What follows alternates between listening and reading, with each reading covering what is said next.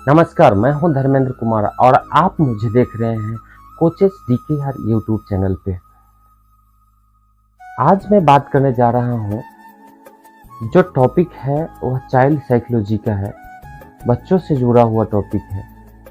और बच्चे जो है हर व्यक्ति का, हर मनुष्य का एक ड्रीम होता है, एक सपना होता है।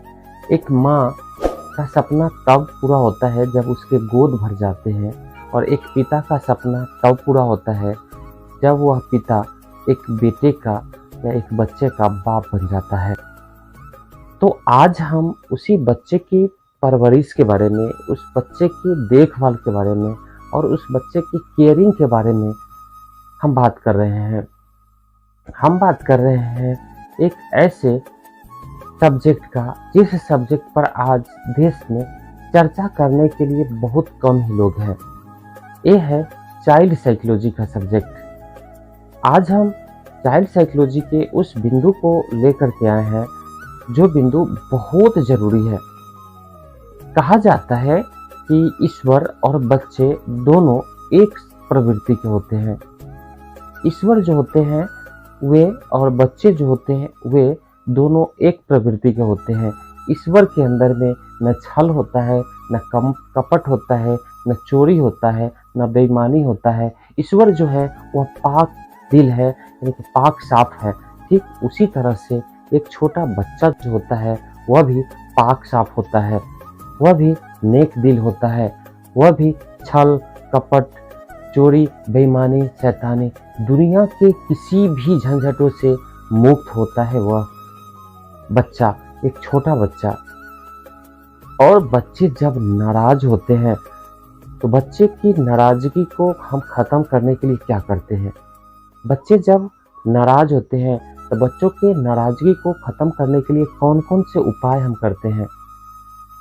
अक्सर देखा जाए तो अक्सर माता पिता बच्चों की नाराजगी को ख़त्म करने के लिए दूसरा कोई उपाय नहीं करते हैं। बच्चों को डांटना शुरू कर देते हैं, बच्चों को मारना शुरू कर देते हैं, बच्चों को पीटना शुरू कर देते हैं और बच्चों को इस हिसाब से ट्रीट करते हैं कि बच्चों के अंदर में एक कुंठा बैठ जाती है कि मेरे मम्मी मेरे पापा मुझसे प्यार नहीं करते हैं, मेरे मम्मी मेरे पापा मेरे दुश्मन हैं। बच्चे अपने मम्मी और पापा को अपना दुश्मन समझने लगते हैं। ऐसी परिस्थिति में हमें क्या करना चाहिए? सोचिए, हर मम्मी और हर पापा अपने घरों में एक छोटा मंदिर बनाए होते हैं अपने ईश्वर को पूजा करने के लिए।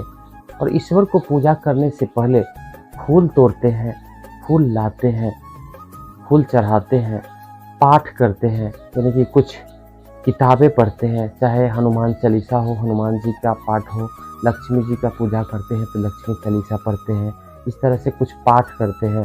पाठ करने के बाद उन्हें अगरबत्ती दिखलाते हैं, अगरबत्ती दिखलाने के बाद घंटी बजाते हैं।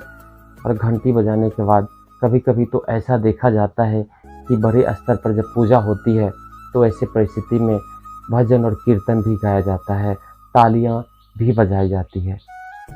जब ईश्वर नाराज होते हैं, जो ईश्वर बच्चे के प्रतिरूप है, बच्चों के जैसा ही ईश्वर है, तो जब ईश्वर नाराज होते हैं तो ईश्वर को मनाने के लिए हम पाठ करते हैं, ईश्वर को मनाने के लिए हम घंटियां बजाते हैं, ईश्वर को मनाने के लिए हम तालियां बजाते हैं।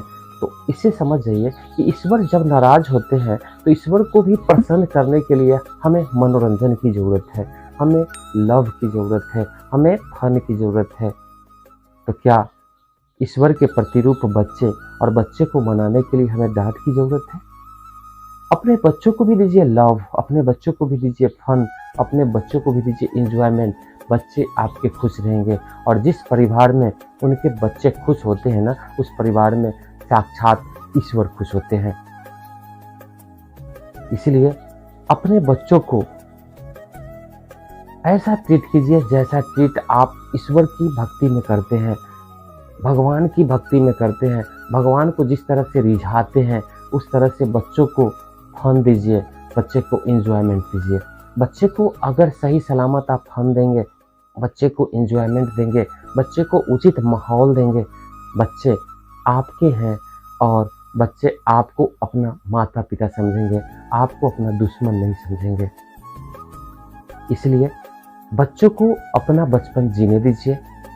बच्चों को भी इंजॉयमेंट पसंद है, जैसे कि ईश्वर को इंजॉयमेंट पसंद है। बच्चों को भी वही पसंद है जो ईश्वर को पसंद है। इसलिए बच्चे मन के सच्चे होते हैं, जैसे कि ईश्वर मन के सच्चे होते हैं। बच्चे खुश तो आपके ईश्वर खुश। इसलिए अपने बच्चों को पूरा इंजॉयमेंट दीजिए, जिंदगी जीने दीजिए, बचपना जीने दीजिए।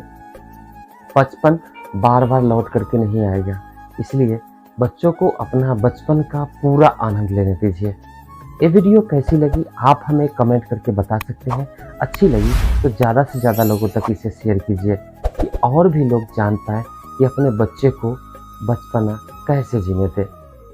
फिर मिलते हैं अगले दिन अगले वीडियो के साथ। तब तक आप अपना ख्याल रखिए। इस वीडियो को लाइक कीजिए, शेयर कीजिए और हमारे इस चैनल को सब्सक्राइब जरूर कीजिए। धन्यवाद।